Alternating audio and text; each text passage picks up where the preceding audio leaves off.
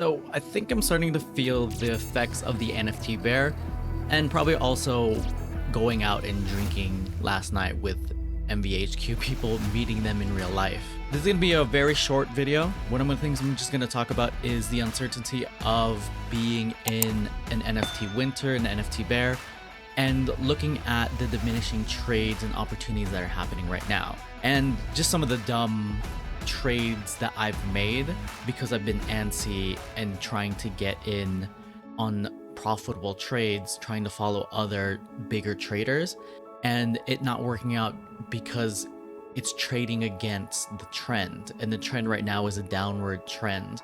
And from my altcoin and my BTC days, even a dumb bull can make money in a bull market, meaning that you want to always trade with the market and the market movement. And because the market is in a downward trend, projects that were hyped are just not doing well, or we're starting to see people distrust a lot of the cash grabs, a lot of the derivative projects, and things that would have minted out previously are not minting out. And the easy money that we saw in the earlier months are diminishing a lot. So it's a lot easier just to be safer.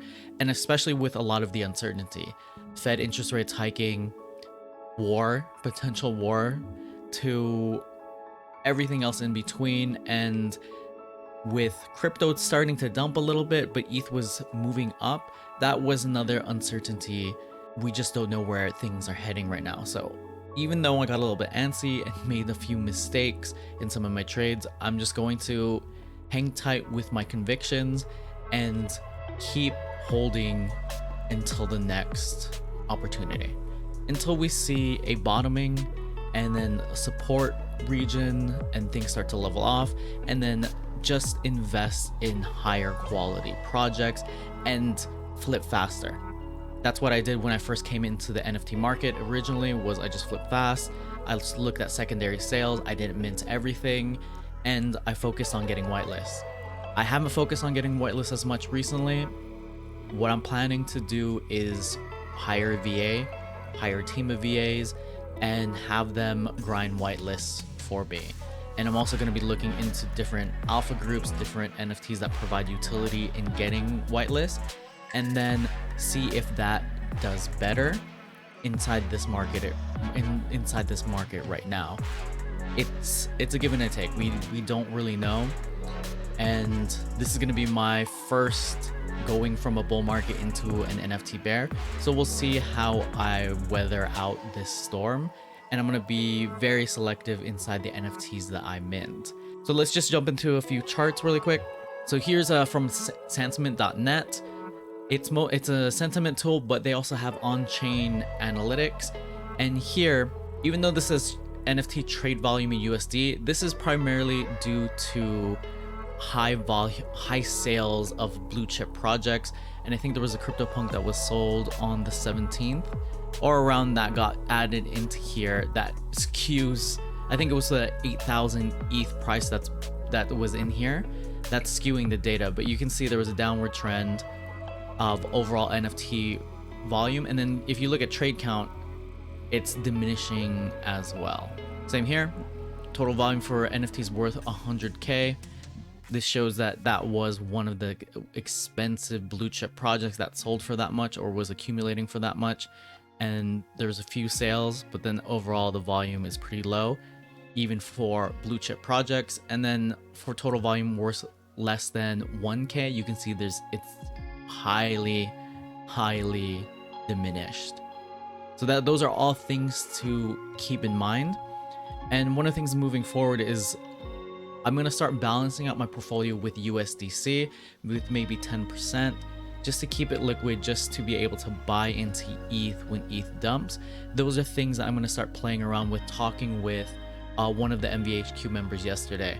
Talking with him, really, he's been through 3 NFT bear markets, and if they're shorter, he's been through 3 NFT bear markets. So this is what I'm planning to, based on my conversation with him and being able to hold stable coins and to be able to buy into ETH when ETH is lower, and then be able to transition out of ETH when ETH is higher.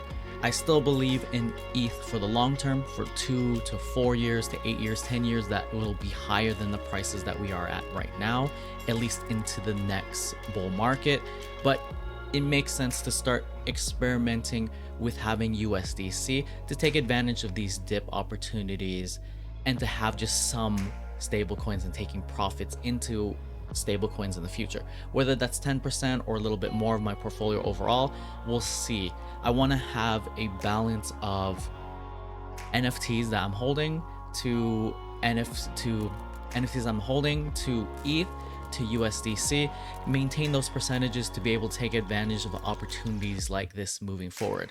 I don't know exactly what that mix is going to be because this is still new to me. If this was me trading BTC, I'd have a great idea and percentage, but I'm basically figuring it out as I go. It's been working well for me. I'm just gonna play it a lot safer because a lot of the trades I've been making recently are just not as profitable. One hype project was Torix, won the raffle. Maybe everybody would have won the raffle, and everything looked good. And now we're at 0.009. And minted 2 of these, and then I followed sneaking a few other MVHQ people into this trade by Knots by Emily Segal. Minted 5 when I shouldn't have minted 5, which was about 1.34 ETH. Now you can see that the floor is at 0.07. So if we just do some basic math, that's about a 1 ETH loss. So we'll see. If I should have just taken a look at the secondary and the socials. If I did a quick look at the secondary and socials before I got into this, I would have just stayed away, especially because we're in a bear NFT market. See, we look at Knots, the socials tied to the direct account, there's only 523 followers. If we look at the influencer behind it, 6,000. If this is a bull market, this has the potential to do a lot better, especially because it's a very small supply, very small supply, so it had the chance of doing better, especially since everyone just threw money into whatever projects other people were getting into. We're in a bear market. The opportunity here does look like there can be buying opportunities for certain blue chip projects. That would be something to look out for in projects that have long-term viability, that have great teams, and also just holding, waiting until the market comes back, and then getting whitelist, and then getting whitelist for hype projects, and then assessing the secondary sales before you mint. So these are things that helped me with the last bear market do well, and I didn't even know we were in a bear market because I was completely new. These are things that I'm going to be doing moving forward that I need to change from my previous habits from being in a bull market. Previously, I could have just followed other MVHQ whales into different things because just everything pumped. Almost everything, not everything pumped, but it felt like everything was pumping and that everything made money. Whitelist felt like everything made money. Gas wars, it was just a crazy wild time. Things are slowing down significantly, so now it's smarter to just get whitelist, not mint everything, and just be safer with your trades overall. And even not doing anything seems like a great play at this point in time. Just wanted to make a quick video, get this out really quick. Subscribe to the channel to get more up-to-date NFT news and trades. Like the video if you like the video, and as always, take care, talk soon.